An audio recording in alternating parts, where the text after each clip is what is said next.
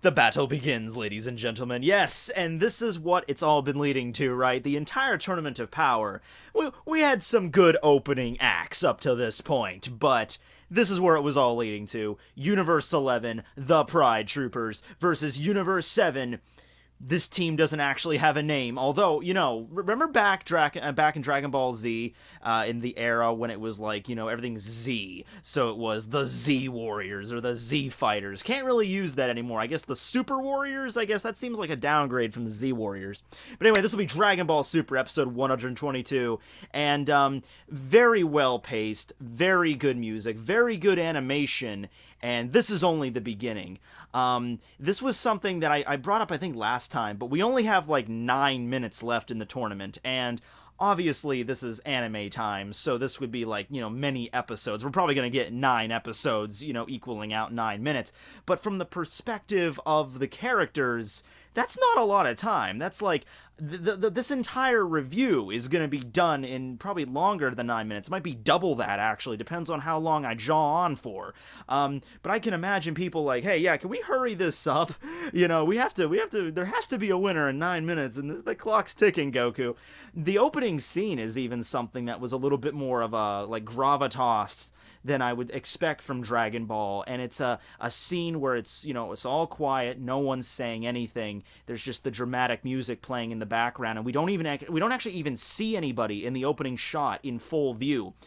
Instead, it focuses on various aspects of the warriors that remain. Like, we get to see a shot of Gohan's foot, or Vegeta's gloves, and the gloves are actually animated too. It's not just a still shot and they're flowing. We see a close-up of Topo's mustache for some reason, like, oh, that is the epic stash of Topo. We see Dispo's ears. We see a chunk of Goku's gi that was ripped and is in the rock face and is just kind of flowing in the stone rock face, and it's like, ooh, okay, this is really gonna get there.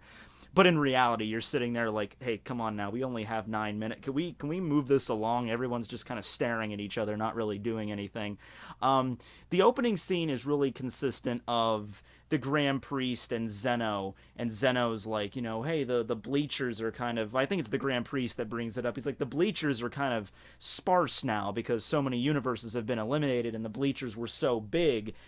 So in the opening shot, he shrinks down the bleachers to the point where everybody's just kind of crushed together, and yeah, that's really what I wanted to see in the episode. I really wanted to see the onlookers be comfortable, when they are viewing the epic battle. Although it is kind of interesting now. You have the Pride Troopers and Universe 7 like right next to each other, so Krillin's just like, hi, how you guys doing? God of Destruction from Universe 5, the fish-looking dude, he's right behind Krillin, and he's like, oh, what's going on?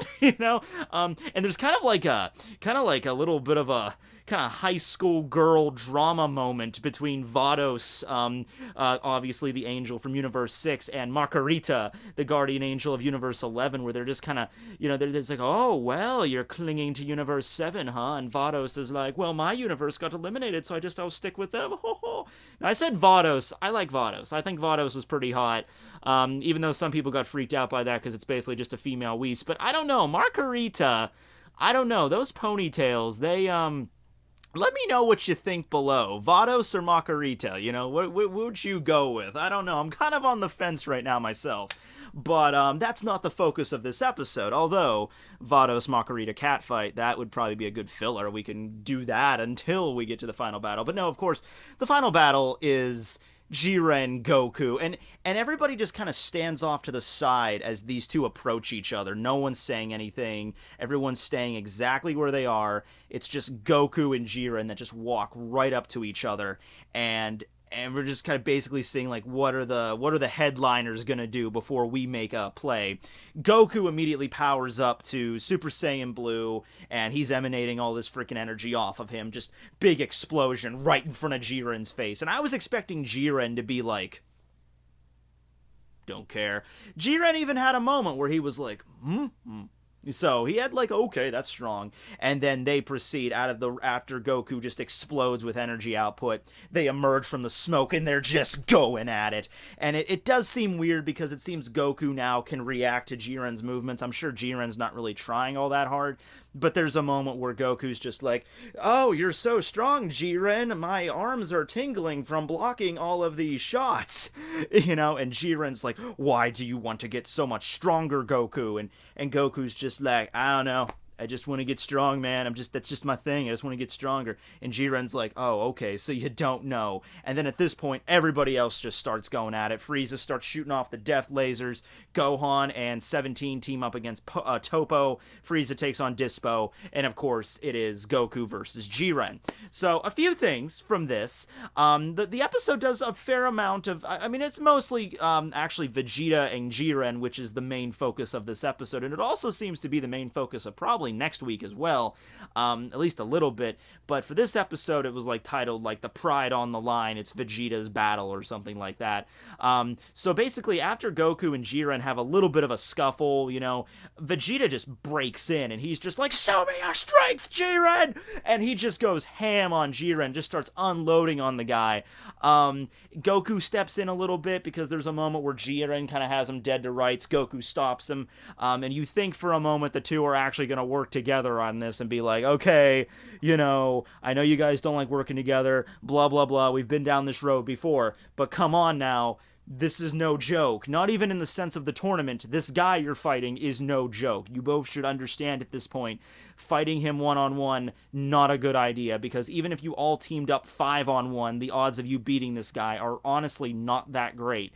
But instead, we have Vegeta being the one to, start to go at Jiren. And there's a moment where he's dodging Jiren's volley of, beyond speed of light punches, basically. And he managed to hit Jiren in the stomach. Now, it doesn't look like it did any damage to Jiren. It didn't look like he actually got hurt. But Jiren has this expression on his face.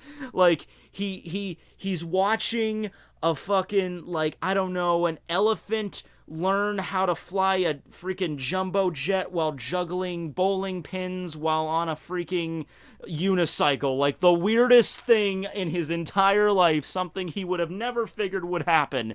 He is witnessing it unfold firsthand.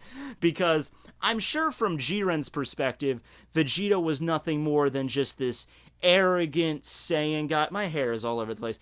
This arrogant Saiyan doesn't, really have any sort of, honor or anything, because Jiren's a pride trooper, and he has this very specific way of how he views peace and, evildoers and good things. He probably just viewed Vegeta as this angry guy throwing a tantrum. And he was the one that ended up getting a punch out on him first, aside from Goku. Goku's not in Ultra Instinct yet, of course. And you have Whis off to the side being like, hey, maybe this is, Vegeta's plan. Instead of trying to force his way into Ultra Instinct, he's gonna fight Jiren directly, and then that's how he's gonna awaken it. So, after landing that punch, you know how Vegeta's ego works. His ego, it evolves to a freaking beyond Ultra level at this point, and just starts unloading on Jiren, knocking him back. That's when he gets that epic, side kick right into his freaking abdomen that we saw. But it's kind of short-lived. It seems like Jiren lets him get the punches out, but after that, he just curb stomps the hell out of Vegeta. There's some pretty funny moments where Vegeta's in the middle of his battle roar, like, ah! And then Jiren just kind of, so it's like, Vegeta! And then he just gets knocked back. There's another moment where he grabs, I couldn't even screen cap this properly because of, how it works. It really has to be a GIF. But there's a scene where he grabs Vegeta and just spins him around really freaking fast and just throws him away, and you just hear Vegeta screaming in the background. So a lot of fun scenes like that. Meanwhile, you have Toppo fighting against Gohan and 17. That fight really doesn't get elaborated on that much in this episode. There's a moment where Gohan's kind of getting knocked back. 17 saves him while 17 distracts Toppo. Gohan charges up a Kamehameha, hits Toppo head on, doesn't do anything to him, and they have the obligatory, shocked moment. I can't believe that didn't do anything. The stash was too strong. 17, the stash. I know the stash. It's all the power of the stash. So don't really know what that's going on. The Dispo and Frieza fight. That one is pretty funny for a few reasons. Dispo is so fast that even Frieza can't hit him. And Frieza, of course, has to play it up like he's like, oh, so you're just really good at running away. Ooh, hoo, hoo. But in reality, Frieza can't actually hit him. Dispo creates a bunch of after images, And Frieza's like, oh, I know what you're going to do. You're going to create a bunch of freaking after images, then you're going to attack me from behind. And that's, of course, what Dispo tries to do. Frieza uses his tail to grab Dispo's arm in the middle. And he's like, ho ho, tails are very useful, aren't they? And Dispo's like, yeah, it's useful to me too. And so he just starts running in the opposite direction with Frieza in tow. And you just see this moment where he's shaking up and down and just like, I don't know what's going on. And it just crashes him into a wall. I think he even does the JoJo, like, aura, aura, aura thing for a moment there. That was a funny scene, just to see Frieza, you know, in a position where he's like, I don't know what's going on, what? And just, Dispo, according to him, is the fastest of all universes. So I guess we'll see how that one will play out. But Frieza's not even in gold yet. I'm sure he will be able to take out Dispo in some way, shape, or form. But cutting back over to Vegeta and Jiren, it culminates in basically Jiren calling out his pride and who he is. He states that, you know, Jiren's there and he's like, look, both of you, Goku and Vegeta, both of you have not an ounce of, you know, honor or pride. It's just your fists are full of arrogance and nothing more. And, of course, this is coming from someone who is the exact opposite of arrogance. Like, you can't use that word to describe Jiren, because Jiren's whole thing is, I am going, at least that the way it is in the manga, because we know very little about Jiren in the anime. I made a whole video about that. Here it is. But yeah, the whole thing about Jiren is, like, he uses his intense power to protect the entire Universe 11. You know, and I think he even says kind of like something to Goku along the lines of like, I seek something beyond strength. And Goku's interpretation of that is, oh, I just want to get stronger too. Jiren, he didn't really specify, but I'm sure he was like, that's not what I meant, dude, you know, but whatever. But Vegeta got called out. He got called out hard. And so in that situation, the only thing you gotta do is you gotta rage like a freaking beast, power up to beyond your limits, and get your ultimate super uber fuck you attack ready. In Vegeta's case, that's the final flash.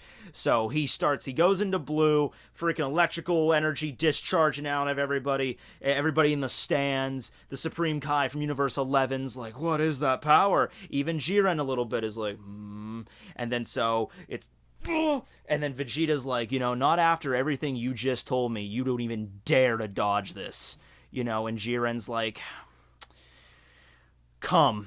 And that was a cool moment, because he's like, you're not going to dodge this, because you just questioned that I'm weak, so this is going to be something big. And Vegeta just lets it rip, man. Just right, direct hit. Not like point blank range, not like right in Jiren's face, but not a very far distance away, and Jiren does not move a single millimeter. He takes that shit head on.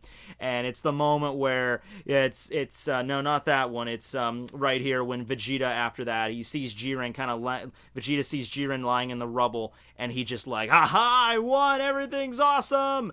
And then, of course, you cut over to Jiren, and it happens in like a brief second. Like, 1 minute Jiren is lying in the freaking rubble, Vegeta does his, I did it!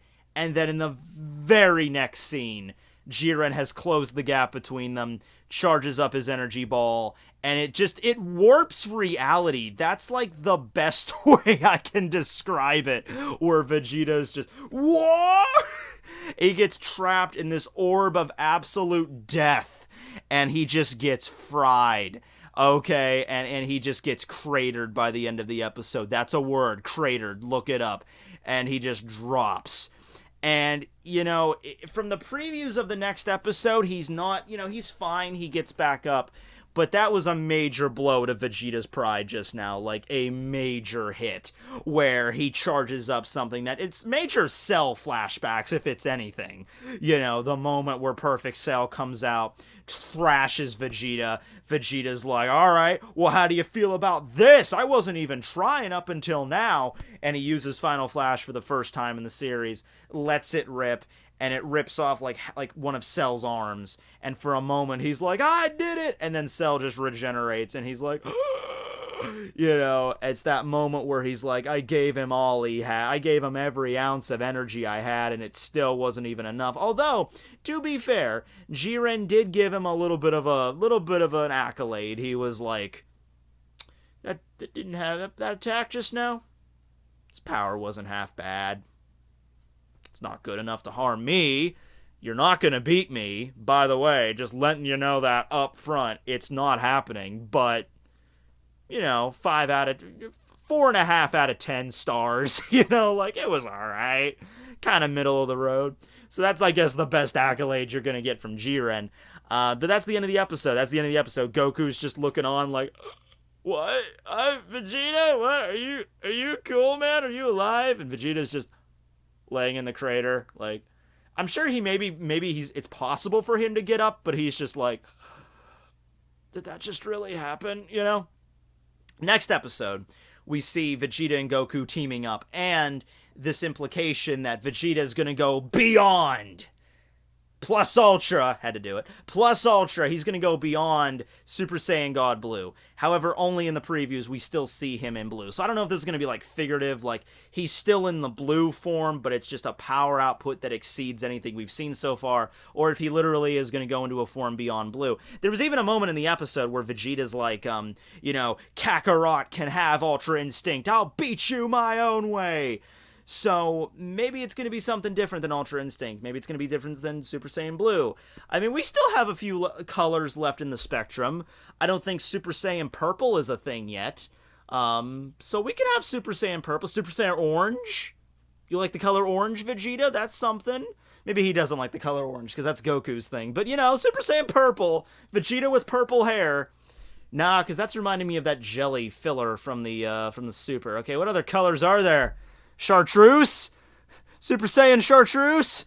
Let's do that. But anyway, yeah. Next episode, I'm just happy that Goku and Vegeta seem to be teaming up and fighting Jiren, because I don't know if that's a way that it's going to work. I still think maybe Vegeta's going to get knocked out at a certain point, but this episode was really solid. I like the music. The music wasn't always like the high intense thing. The music at the beginning was very dramatic, very kind of building the scene, tension in the air. There was a few other moments where the soundtrack was more about, the weight of the situation rather than like just sheer on like attack, power, sparking, blah, blah, blah. So that was good. Animation was good. Just even like, like the thing with Jiren's face and the animation when Vegeta was like celebrating his victory. I think that.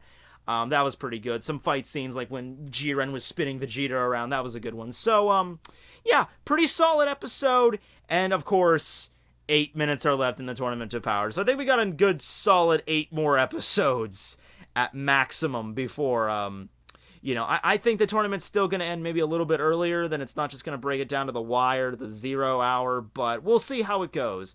Thanks for watching, everybody. This will be Tekking101 signing out. Later.